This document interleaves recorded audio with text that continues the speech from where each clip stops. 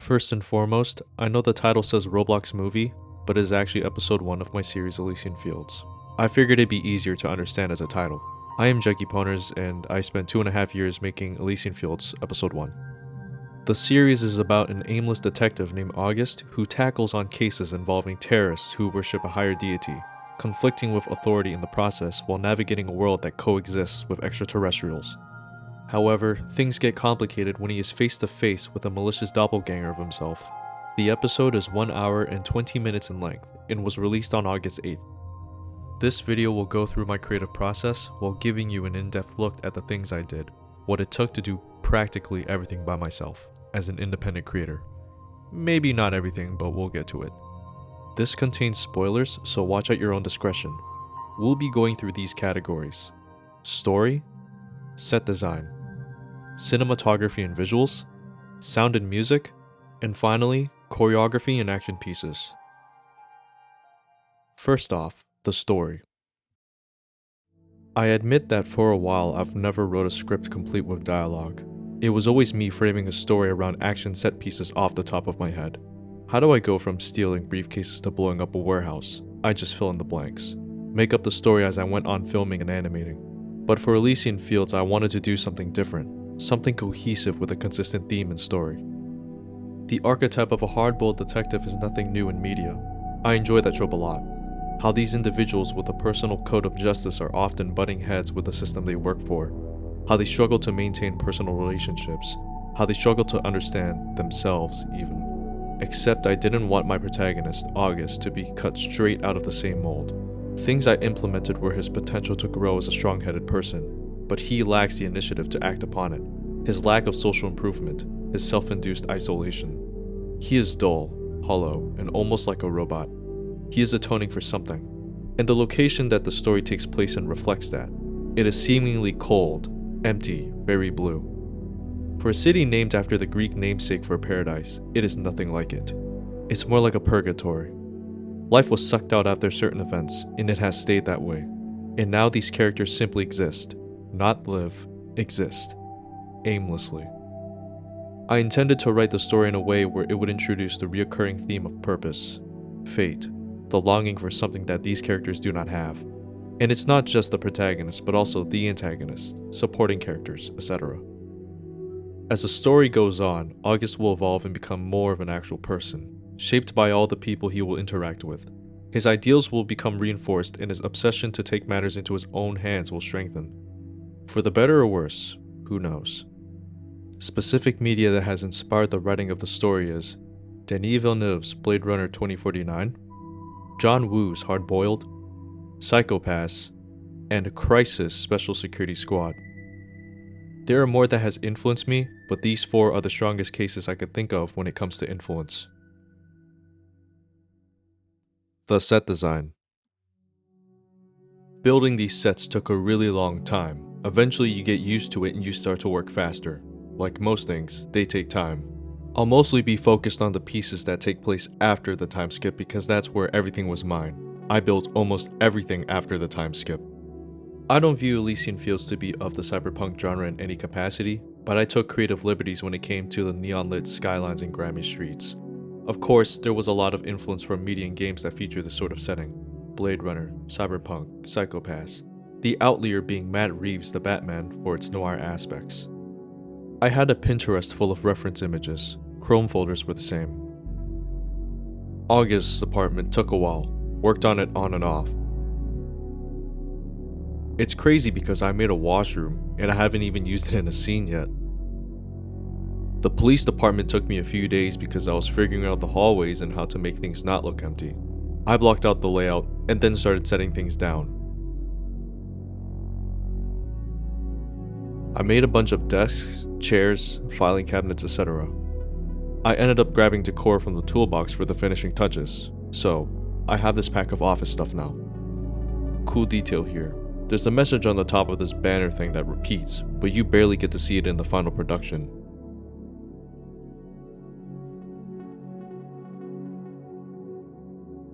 Parking garage. Very simple. Repeated pillars and floor lines. Rigging these cars were an absolute pain. This took one day.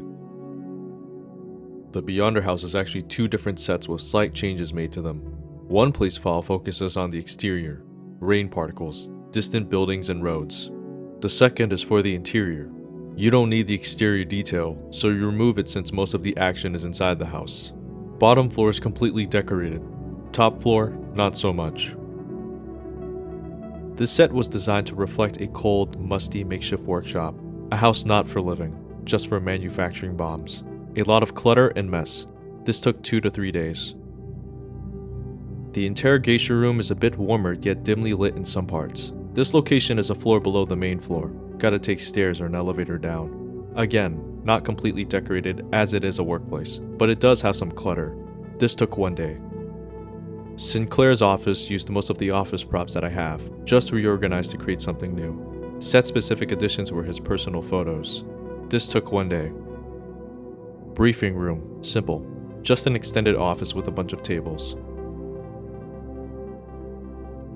Now, the commemoration venue. I spent a lot of time looking at images of political venues, researching layouts, playing replicas on ROBLOX, whatever. The hardest part about this was the big palace-looking place and getting the lighting right. Built this thing by myself. The doors aren't mine, it's a free model. Most of the other stuff too, but I did the arranging. Oh boy, the hallway. I actually conceptualized this while on a road trip and drew it out immediately. You see this? Early concept. The lighting is a bit nonsensical, but whatever. Most of the hall was me, but a majority of the construction stuff was from the toolbox. Still had to arrange the stuff myself. Add the dust and fences, forklifts, put terrain in the ground. Now we have that little garden area. Did the same thing for the commemoration venue where I researched Parliament Gardens and such. ROBLOX recreations. It was a little easier.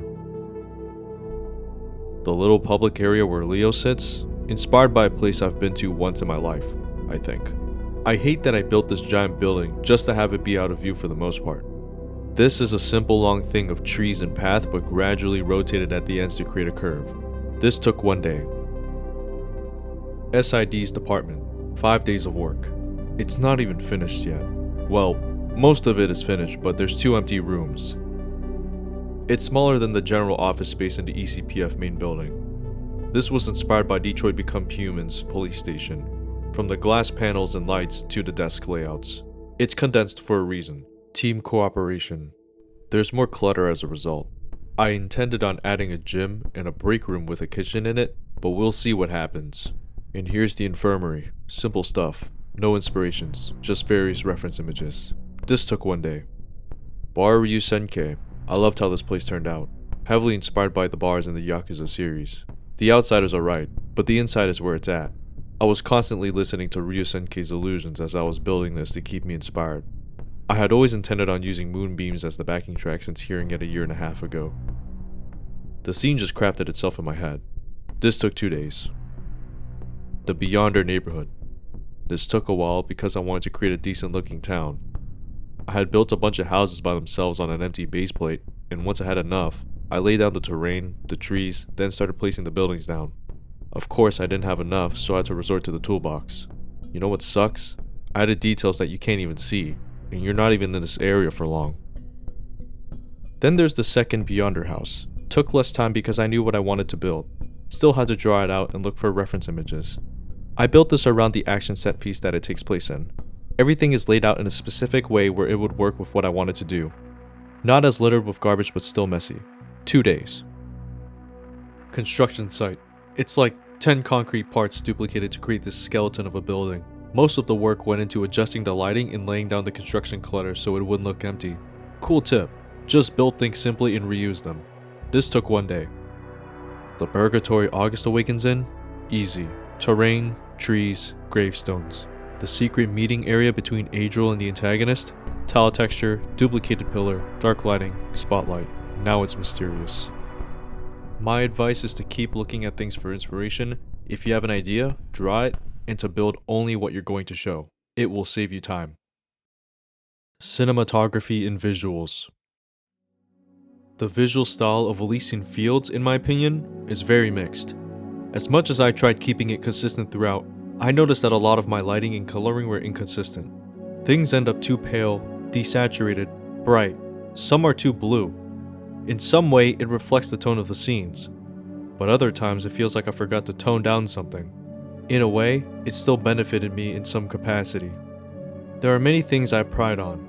How I was able to capture the moods I wanted through the lighting. As mentioned before, Elysian Fields was meant to show a dark, cold, and hollow world. Artificial bright lights and authority, slight colors for emotion, darkness. I don't want to sound pretentious, but there were a few shots that I still feel proud about. When I began working on Elysian Fields, I was still taking art history classes, and I was very into the Baroque era. Kay standing over the child, the scene where the scientists are cowering.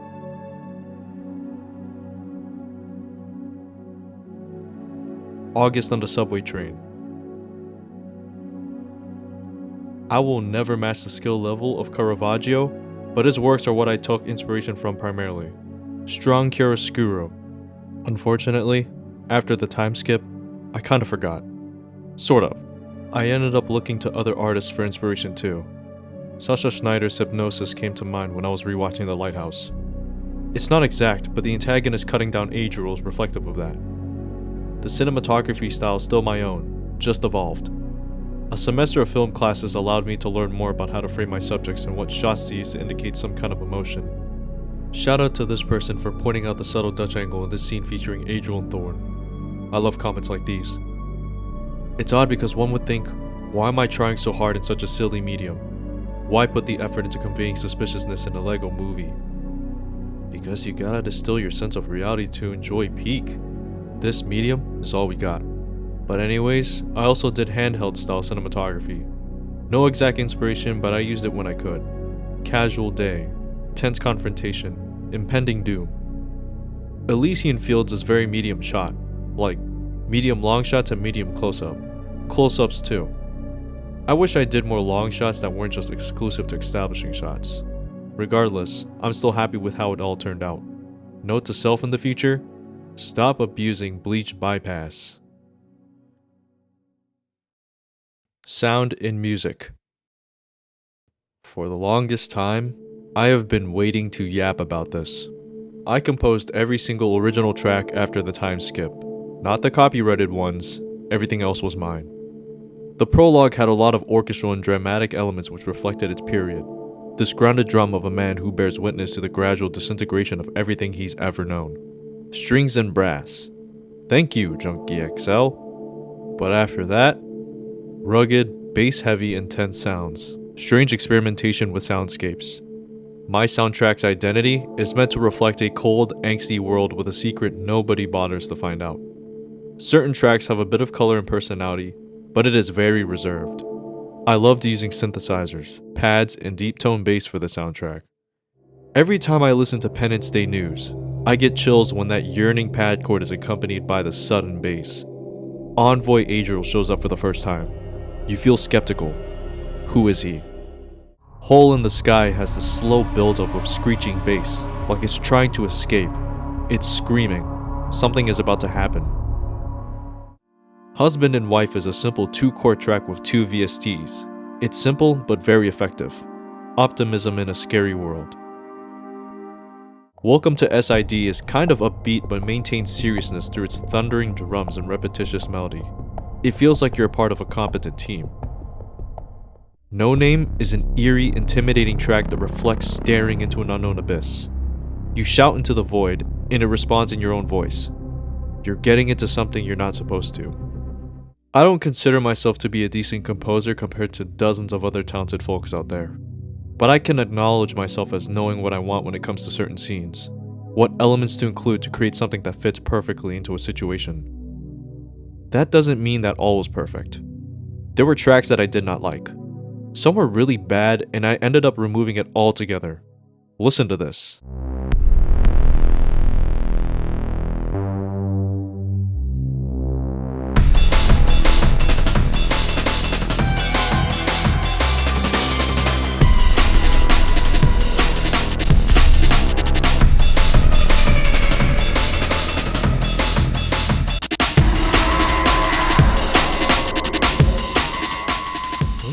Is this?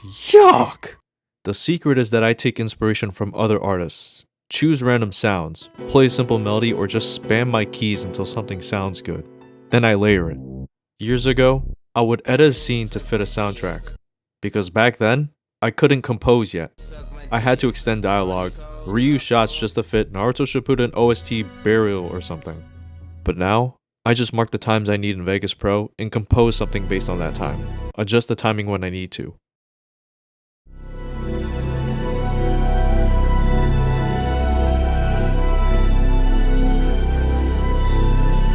Random fun fact. There is a motif that plays twice. It's in the morning scene and the confrontation scene at the construction site.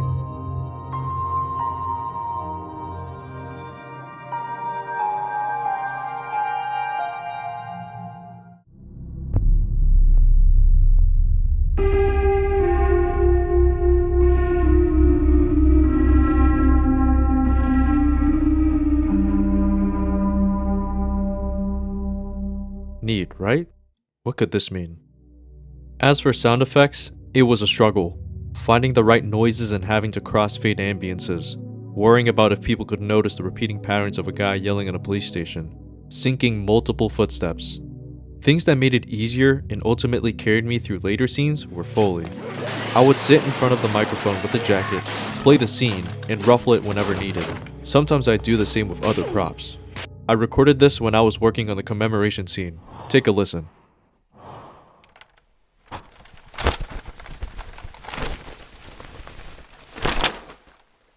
Fight sounds. I had to graduate from using an Ip Man sound pack because over the years, I realized that these sounds weren't cleanly ripped. You could hear music in some of them. Some aren't even mixed.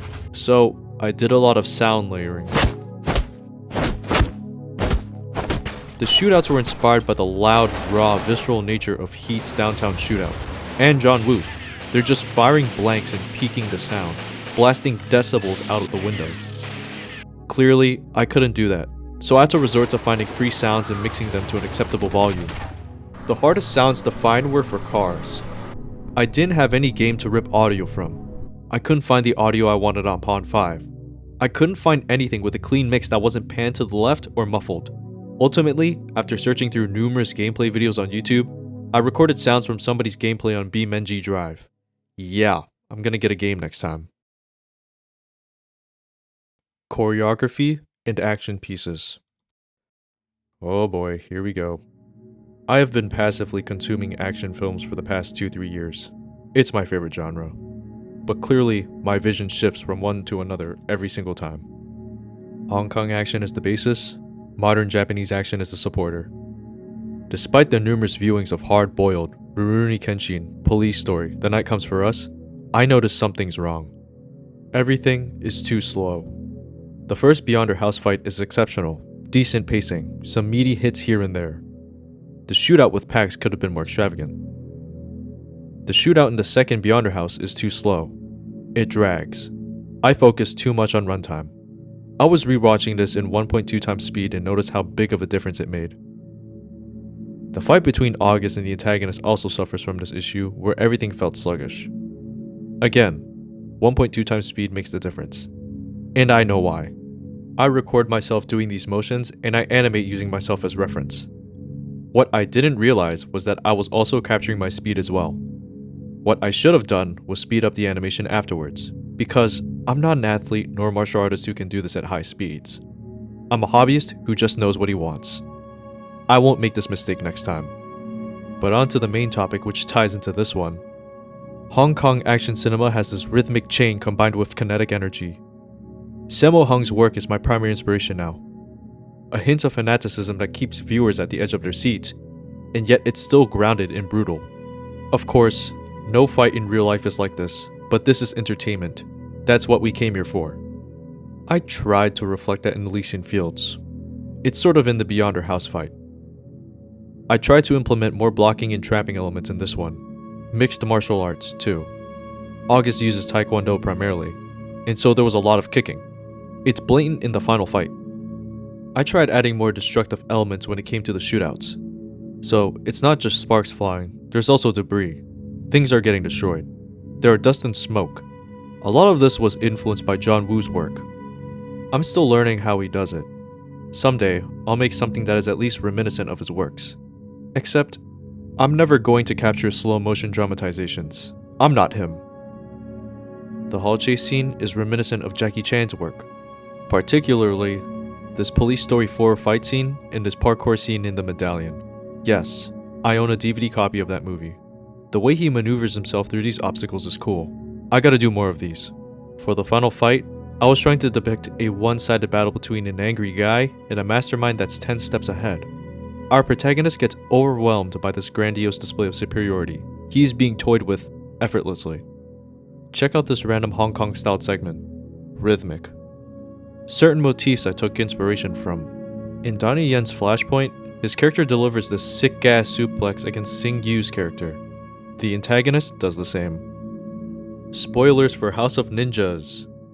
Kengo Kora's character, Gaku, bites the absolute shit out of a guy's leg and beats him to a pulp. The antagonist does the same. This is homage, inspiration. I've done this before with Raiden Rogue Unit and the Raid 2. I don't steal storylines at least. The thing that I really enjoyed seeing were the reaction to the visceral bits. The Night Comes for Us still remains as one of my favorite action movies of all time. When me and my friend watched it, the reactions to it were so real and visceral. Why? Because it's not happening every second. They're carefully placed. When you stuff 50 glory kills into a single fight, it's not as effective anymore. It's boring. Hong Kong doesn't use slow motion all the time, only for the power shots. That's when you wince. Timo Jahanto builds his around set pieces. Two guys are fighting and you're like, okay, cool. But then you see a table saw and you start worrying. The reaction to the suplex and leg bites are exactly what I want the audience to feel. I would like to keep doing these in the future. It's a shot of adrenaline in what could have been a basic fight. It's fun. It could escalate. It sticks with you. This is entertainment. Additional information. Short section that I'm adding at the last second. I spent a lot of time animating people breathing and gesturing as if they were real people. Rigging cars that have the wheels spin and their doors open. Endless keyframes of people blinking and their mouth flaps moving. I was told, you didn't need to do that, but it shows that this has so much passion in it. And that's the thing. If you can acknowledge that I put so much care into this Roblox movie that I'm willing to add these seemingly unnecessary details, then I thank you. Because I do this for the love of the game. Why? What purpose? Why did I dedicate 2.5 years to making Elysian Fields anyway? It's not gonna get big. It's not gonna make me money. So why put all your skills and knowledge into a block film that only a couple hundred or thousand will see? Because I love cinema. I love storytelling. And for the record, 100 is great. 1,000 is a lot. Those are good numbers. I don't aim to be popular nor big. I'm not gonna sell out just to attract the biggest numbers. I don't want to gain a fan base in the least organic way. I like to do so naturally. Catch the demographic that is looking for stuff like this. Because ever since 2016, we've had this perspective on Roblox shift from it being a childish thing to it being a normalized phenomenon. Everybody and their mother know about it. If you were in 2016 and you told somebody you made Roblox films, they'd probably put you in a white room and experiment on you. Nowadays, people are selling themselves as a rentable e-partner. What I'm trying to say is, if people are taking Roblox seriously, then this perception of taking Roblox films seriously has changed too. People don't like The Last Guest for many reasons, but I feel that its existence was necessary to introduce potential creatives to an artistic hobby, so they can express themselves using the Roblox medium. Roblox Studio has the potential to create so much. That doesn't mean that every Roblox movie that gets made will get equal treatment and exposure. There are demographics. How many are willing to sit through a 1-hour Roblox action drama compared to a 1 to 2 minute test fight animation something something? It doesn't matter. Because there's always going to be somebody watching. And I'm always going to be grateful that I can share a story that I've been wanting to tell for years and have people view, respond, and critique it genuinely as if it were a real film. I invested a lot of my free time into this, and I think it pays off despite the numerous issues I have with it. I'm satisfied. I don't want anything more. To reiterate again, Distill your sense of reality to enjoy peak. There is so much that we could be missing out on. Somebody once disparagingly described Roblox film as our equivalent of macaroni art. And yet, they respected us for being passionate about it. Elysian Fields is my macaroni art. It's not the greatest, but it's my work. Thank you.